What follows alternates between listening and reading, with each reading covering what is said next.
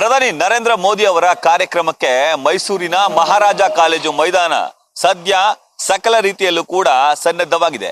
ಕೆಲವೇ ಕ್ಷಣಗಳಲ್ಲಿ ಪ್ರಧಾನಿ ನರೇಂದ್ರ ಮೋದಿ ಅವರು ಮೈಸೂರಿನ ಮಹಾರಾಜ ಕಾಲೇಜು ಮೈದಾನಕ್ಕೆ ಆಗಮಿಸಲಿದ್ದಾರೆ. ಮೈಸೂರಿನ ಮಂಡಕಳ್ಳಿ ವಿಮಾನ ನಿಲ್ದಾಣಕ್ಕೆ ಆಗಮಿಸುವಂತಹ ಪ್ರಧಾನಿ ನರೇಂದ್ರ ಮೋದಿ ಅವರು ನೇರವಾಗಿ ಓವೆಲ್ ಮೈದಾನಕ್ಕೆ ವಿಶೇಷ ಹೆಲಿಕಾಪ್ಟರ್ ನಲ್ಲಿ ಬರ್ತಾರೆ. ಅಲ್ಲಿಂದ ಅವರು ಮಹಾರಾಜ ಕಾಲೇಜು ಮೈದಾನಕ್ಕೆ ಕಾರಿನಲ್ಲಿ ಬಂದು ಇಳಿತಾರೆ. ಇನ್ನು ವೇದಿಕೆಯನ್ನ ನೀವು ಗಮನಿಸ್ತಿರ್ಬೋದು.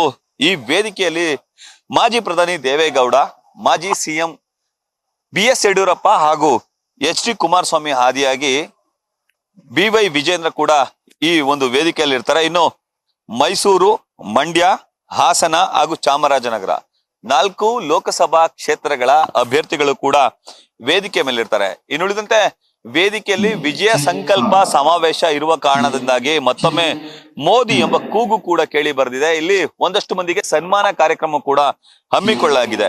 ಸುಮ್ಮನೆ ಕಾರ್ಯಕ್ರಮದಲ್ಲಿ ಸುಮಾರು 1 ಲಕ್ಷಕ್ಕೂ ಅಧಿಕ ಮಂದಿ ಭಾಗವಹಿಸಬಹುದು ಅನ್ನೋ ನಿರೀಕ್ಷೆ ಇದೆ. ಇನ್ನು ಸೀಟಿಂಗ್ ಕೆಪಾಸಿಟಿ ಕೂಡ 70,000 ಆಸನಗಳ ವ್ಯವಸ್ಥೆಯನ್ನು ಮಾಡಲಾಗಿದೆ. ಇನ್ನು ಬಿಸಿಲು ಹಾಗೂ ಮಳೆಯ ರಕ್ಷಣೆಗಾಗಿ ಜರ್ಮನ್ ಟೆಂಟ್ ಅನ್ನ ಇಲ್ಲಿ ಅಳವಡಿಸಲಾಗಿದೆ.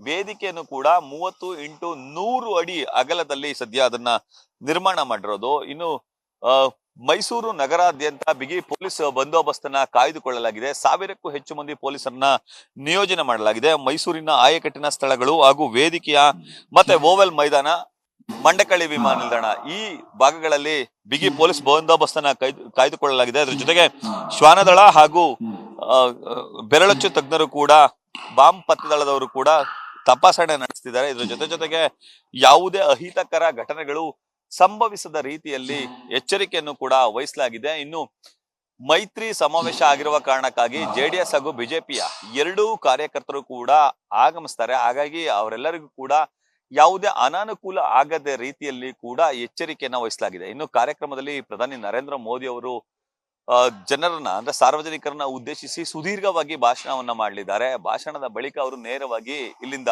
ಮಂಗಳೂರಿಗೆ ತೆರಳಿ ಮಂಗಳೂರಿನಲ್ಲಿ ರೋಡ್ ಶೋ ಅನ್ನ ನಡೆಸಲಿದ್ದಾರೆ.